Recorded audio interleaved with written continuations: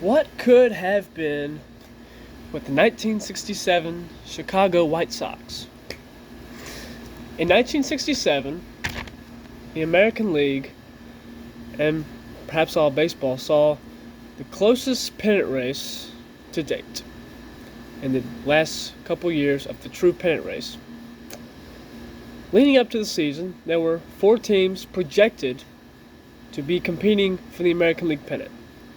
Baltimore Orioles had just won the World Series, so they were projected to defend it, as well as the pitching-laden Chicago White Sox, the up-and-coming Detroit Tigers, and the star-powered Minnesota Twins. The latter 3 did compete for the pennant. However, Baltimore Orioles could not. But the team that took their place, the Boston Red Sox, as they accomplished their 1967 impossible dream season by staving off the White Sox, Tigers, and Twins, and going to the World Series, where they took the St. Louis Cardinals to 7 games. But could it have been different? The Twins and the Tigers lost out by 1 game in the last day or 2 of the season. The Chicago White Sox were eliminated a few days earlier. White Sox only were down 3 games at the end of the season. You take 3 of Chicago's losses and turn them into wins, they tie the Red Sox for the pennant. You change 4 of their losses to wins, and they face the Cardinals in the World Series.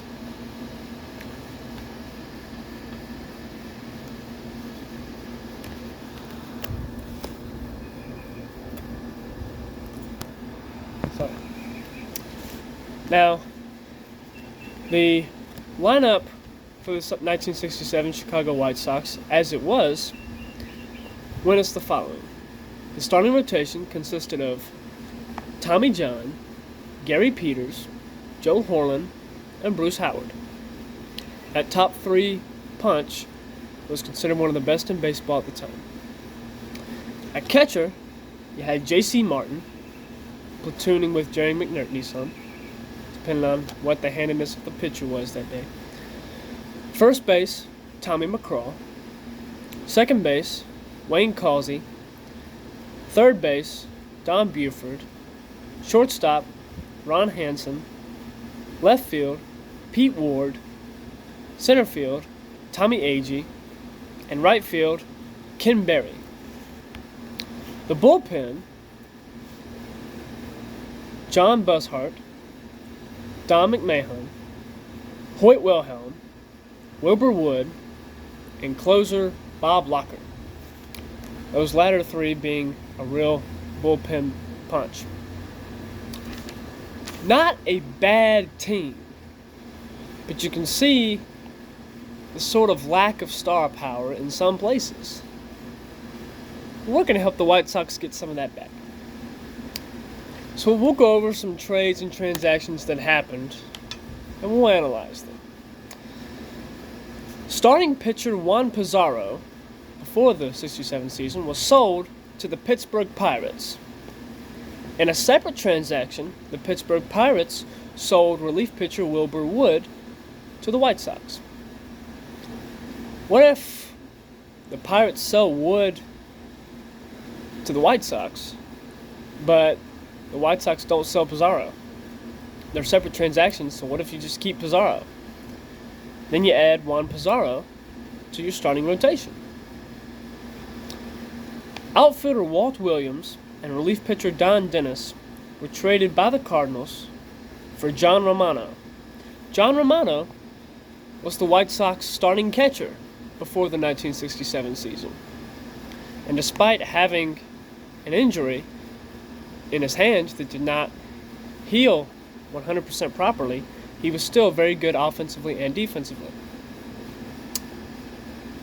So do they trade somebody else instead of Romano, such as Jerry McNerney. J.C. Martin did play more in 1967, proving that they felt Martin was better than McNerney. So go ahead and give the Cardinals Jerry McNerney. And McNerney joins the Cardinals some years sooner. And the White Sox keep John Romano as their starting catcher. 1966 trade. Relief pitcher Eddie Fisher for middle infielder Jerry Adair. Do the White Sox need Jerry Adair with all the depth this team has? This team has a lot of depth. I say they do not need Jerry Adair, but the trade does occur because it's something I'm going to go over a little later on. Carlos May, in a recent draft, was drafted in the first round by the White Sox. He was a left fielder. Do you potentially call him up earlier? Ultimately, I decide no, just because of roster constraints, but it's a possibility.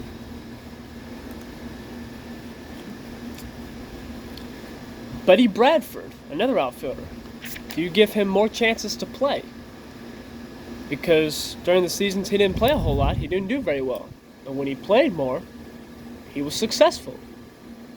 You give him more chances to play. After 1967, Don Buford, as well as Bruce Howard and Roger Nelson, were traded to the Orioles for a group of players that included shortstop and future Hall of Famer Luis Aparicio.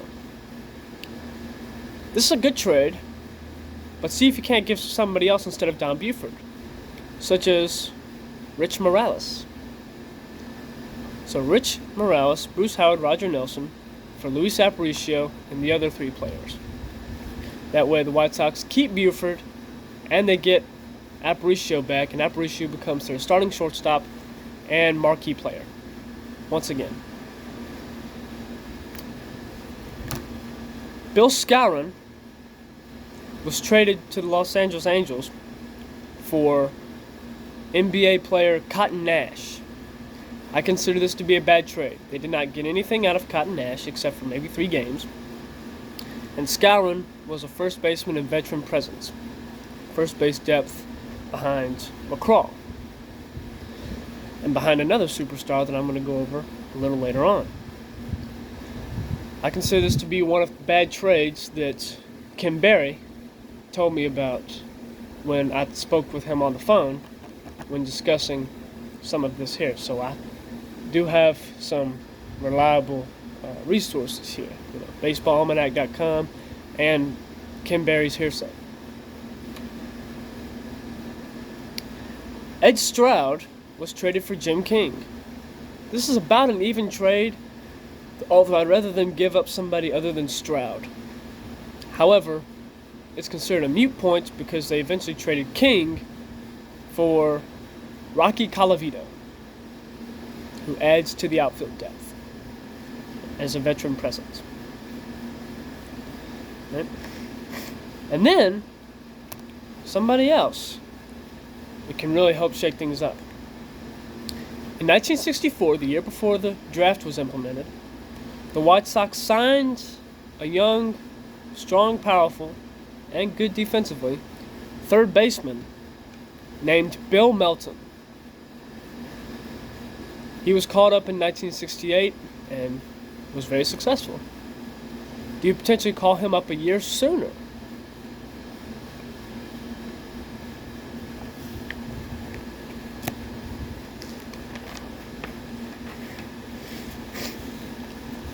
Another trade. Right? Danny Cater was traded to the A's for Wayne Causey in 1966. This is another case where I don't think you necessarily need Wayne Causey for your depth. You've just gotten Aparicio, and you do still have Sandy Alomar, somebody we haven't mentioned yet. He's on the team. So, this isn't necessarily a bad trade, but now, let me blow your mind. It's going to make that trade a moot point. Before the 1972 season, the White Sox traded Tommy John to the Dodgers for corner infielder Dick Allen. Maybe they make this trade before the 1967 season, as Dick Allen, who was with the Phillies at the time, already didn't like Philadelphia because of its racist tendencies. It just hit a boiling point in 1969 when he decided he didn't want to be there anymore. What if that had happened sooner and he demanded the trade earlier? And instead of trading Tommy John to the Phillies, you give the Phillies back Danny Cater. So then, you don't need that Cater for Causey trade. You keep Cater and you trade him for Allen. You don't need Danny Cater, you keep Tommy McCraw as your first base depth.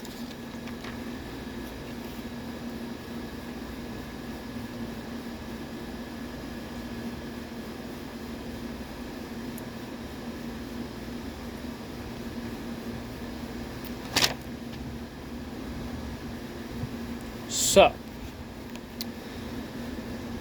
at this point,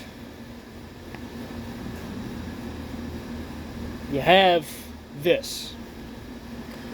For your starting lineup, batting first in center field, number 1, Tommy A.G.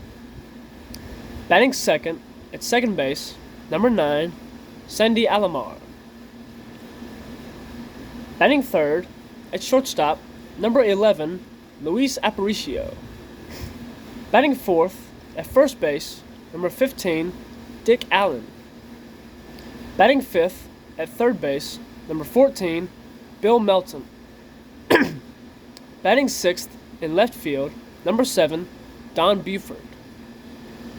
Batting seventh in right field, number 16, Ken Berry. Batting eighth, the catcher, number 5, Johnny Romano. Batting ninth, the pitcher slot, which that starting rotation consists of the following: the ace, left-hander number 25, Tommy John. Number 2, left-hander number 43, Gary Peters. Number 3, right-hander number 20, Joe Horlen. Number 4, left-hander number 32, Juan Pizarro. Number 5, left-hander number 18, Jim O'Toole. Don't want to forget about O'Toole either. Staying on pitching, in the bullpen, it's about the same. Right-hander number 30, John Bushart, can be long relief. Then a veteran fireballer, right-hander number 44, Don McMahon.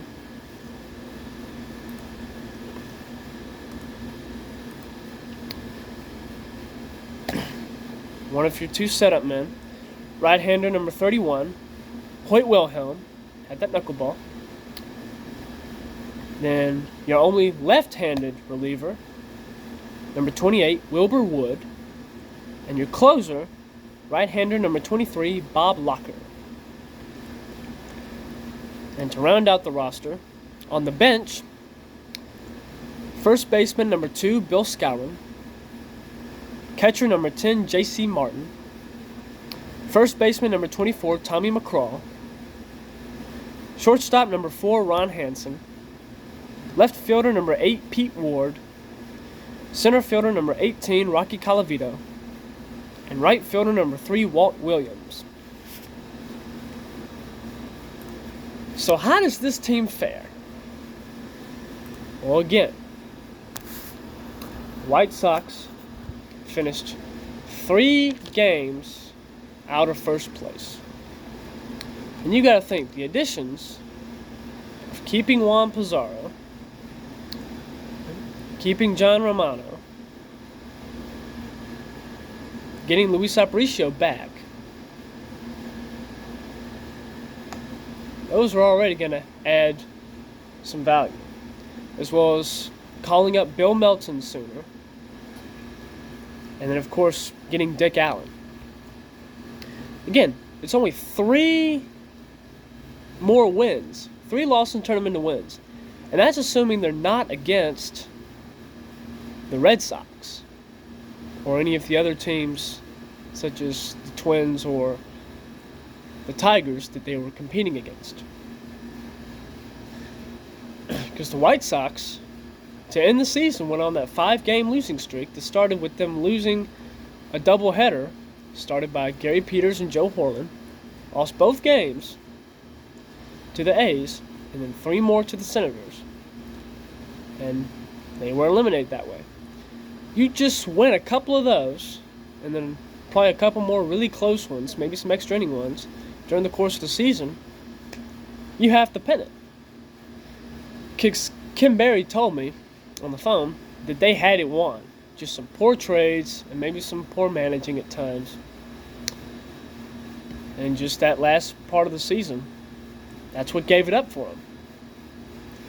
So it's not that hard to project this White Sox team as winning the 1967 American League pennant. Then they go face the Cardinals in the World Series, and they run into Bob Gibson and all the Cardinals, and no American League team was going to beat them. So the White Sox definitely lose to the Cardinals. 5 or 6 games. You tell me how many games that it would have been. 5 games or 6 games. Or maybe 4 or 7, However, whatever you think it would have been. Or if you would have think the White Sox would have beat the Cardinals, let me know. Absolutely. I'm open to hearing what y'all have to say. It's slipping my mind what I said about Jerry Adair, like who they trade him for. But yeah, he's no longer with the White Sox. Because you have the depth of Sandy Alomar and Al Weiss. Al Weiss is a backup second baseman. And you have shortstop Luis Aparicio and then Ron Hansen. This is a very deep team.